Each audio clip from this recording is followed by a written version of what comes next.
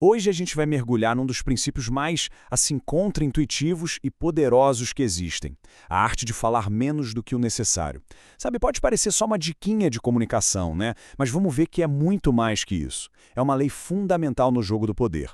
Uma lei capaz de construir ou de destruir impérios inteiros com pouquíssimas palavras. Ou, claro, com a falta dela.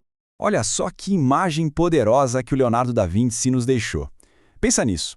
A ostra, toda tranquila, se abre na lua cheia. Aí o caranguejo, esperto, joga uma pedrinha ali e pronto, ela não fecha mais, vira comida.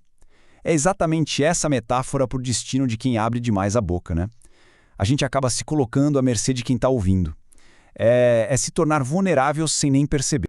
E aí que a gente chega na lei propriamente dita. A lógica é bem simples, na verdade. Quanto mais uma pessoa tenta impressionar com palavras, mais comum ela parece, sabe? E menos controle ela demonstra ter. O poder de verdade, aquele que impõe respeito, está no silêncio estratégico. É ele que cria aquela aura de autoridade, de mistério.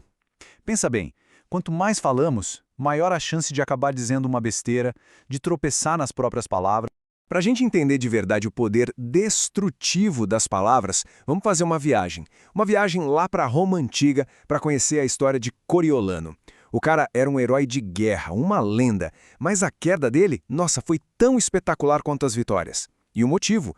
Tudo por causa do que ele simplesmente não conseguiu segurar na boca. Olha que impressionante o contraste. Enquanto Coriolano ficava calado, ele era uma lenda viva. O herói misterioso que salvou Roma, sabe? Mas foi só ele abrir a boca para falar que, puf, a máscara caiu. Aquele herói todo se revelou um fanfarrão, arrogante, inseguro, até ofensivo. Toda aquela aura mítica que ele tinha foi pro ralo, destruída pelas próprias palavras dele. E a queda dele foi rápida, foi vertiginosa. No começo ele até fez uma jogada de mestre, mostrou as cicatrizes de batalha sem dizer uma única palavra, e o povo foi ao delírio, aclamou ele. Só que o silêncio não durou muito. Chegou o dia da eleição e a arrogância dele explodiu em palavras que, claro, afastaram todo mundo. Logo depois, ele me ataca a própria democracia. Imagina a fúria do povo. E no final, quando um simples me desculpem poderia ter salvo a pele dele, o que ele faz? Ele escolhe o insulto. O resultado não podia ser outro, né? Exílio. Cada palavra que ele disse foi literalmente um prego no caixão político dele. A lição que a história do Coriolano deixa é brutal, mas é muito clara. Uma pessoa que não consegue controlar o que fala, no fundo está mostrando que não consegue controlar a si mesma. E sem autocontrole, esquece. Não existe respeito. O poder dele não foi perdido numa batalha com espadas e escudos. Foi perdido ali, na incapacidade dele de simplesmente ficar quieto. Ok, mas e o contrário? E se a gente visse o outro lado da moeda? Vamos sair então dessa Roma barulhenta e desembarcar na corte sofisticadíssima da França. Lá, a gente vai conhecer um verdadeiro mestre do poder silencioso. Ninguém menos que Luís XIV, o famoso Rei Sol.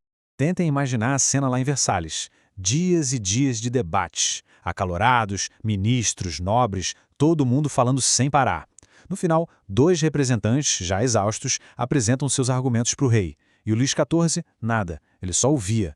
Nenhuma expressão no rosto, nenhum aceno de cabeça. Era uma verdadeira tortura psicológica. E era justamente essa quietude, essa coisa enigmática, que era a fonte do poder absoluto dele. Todo mundo ficava ali desesperado, tentando adivinhar o que diabo se passava na cabeça do rei. E aí, depois de horas de discursos, de argumentos apaixonados, a resposta do rei era sempre a mesma. Uma única palavra. Verei. É isso, eu vou ver. Uma palavra que deixava todo mundo num suspense torturante. Ninguém fazia a menor ideia do que ele pensava. E era nesse vácuo, nessa falta de informação, que o poder dele se tornava absoluto. E tem um relato ótimo do Duque de Saint-Simon, que era um dos cortesãos dele. Ele observou que a majestade do Luís XIV era, e eu cito, acentuada pela escassez de suas palavras. Ou seja, o rei sacou a jogada. Ele entendeu perfeitamente que cada palavra que ele não dizia aumentava o valor dele, o mistério em torno dele e, no fim das contas, a sua autoridade. Então, o que está por trás desse poder todo do silêncio, afinal? O que foi que o Coriolano ignorou completamente e que o Luís XIV dominou com maestria? Agora a gente vai mergulhar um pouco na psicologia que faz do falar menos uma arma mas tão eficaz.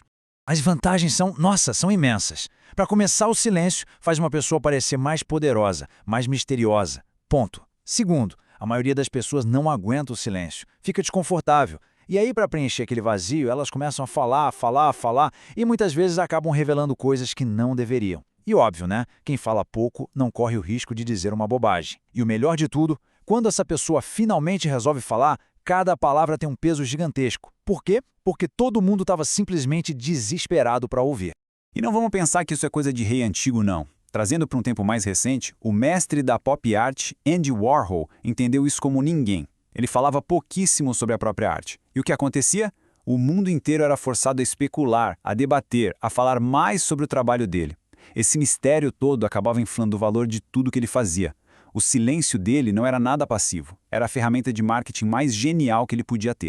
Mas e quando essa lei é ignorada? E da forma mais trágica que se pode imaginar. Agora a gente vai para uma história bem sombria. É sobre um homem que teve literalmente a vida nas próprias mãos e jogou tudo fora, com uma única frase. Imagina a cena. A gente está na Rússia em 1825. O rebelde Kondrat Ryleyev está na forca. A multidão em silêncio total. O alçapão se abre, mas a corda arrebenta. Ele despenca no chão, mas está vivo. Naquela época, isso era muito mais do que sorte, era visto como um sinal dos céus, uma vontade divina. A tradição era claríssima. Ele devia ser perdoado. A vida tinha acabado de dar para ele uma segunda chance. Só que, em vez de aceitar aquele milagre em silêncio, Ryleyev se levanta e, sabe-se lá porque, no impulso que ele não conseguiu controlar, ele grita para todo mundo ouvir: "Vejam, na Rússia não sabem fazer nada direito, nem mesmo uma corda." Essas foram as palavras que selaram o destino dele. Bom, a notícia do tal milagre chega rapidinho para o Tsar Nicolau I. Ele, seguindo a tradição, já está se preparando para assinar o documento de perdão. Mas aí ele faz uma pergunta decisiva. O Ryleyev, ele disse alguma coisa depois disso? E o mensageiro, talvez sem nem perceber o peso do que estava fazendo, relata honestamente a piadinha fatal. A reação do Tsar foi gelada, implacável.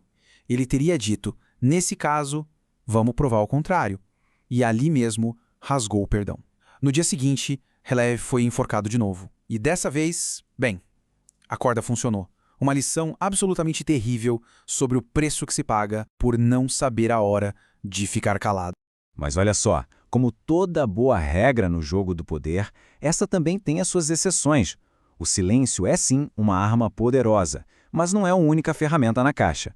Existem momentos em que o barulho, falar bastante, pode ser a melhor tática de todas. Então, vamos dar uma olhada em quando quebrar o silêncio é a jogada certa. Por exemplo, ficar quieto demais na frente de um chefe, de um superior, pode levantar suspeitas, pode ser visto como conspiração. Nesses casos, falar pode ser a melhor defesa. E tem outra tática. Às vezes falar muito, até parecer meio inofensivo, meio bobo, funciona como uma cortina de fumaça perfeita.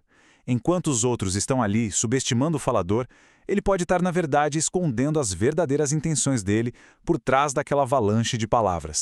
E só para não restar nenhuma dúvida de que isso não é novidade, essa sabedoria é milenar.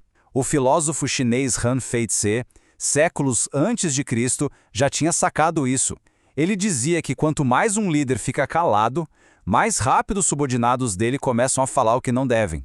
É uma prova impressionante de como a psicologia do poder, no fundo, não mudou quase nada ao longo da história. E tudo isso nos traz a uma pergunta final para a gente refletir. No mundo como o nosso, completamente saturado de barulho, onde todo mundo está gritando para ser ouvido, será que a maior vantagem de todas não se tornou justamente o silêncio? Fica a reflexão. Talvez o verdadeiro poder não esteja tanto no que dizemos, mas em tudo aquilo que, com muita sabedoria, escolhemos não dizer.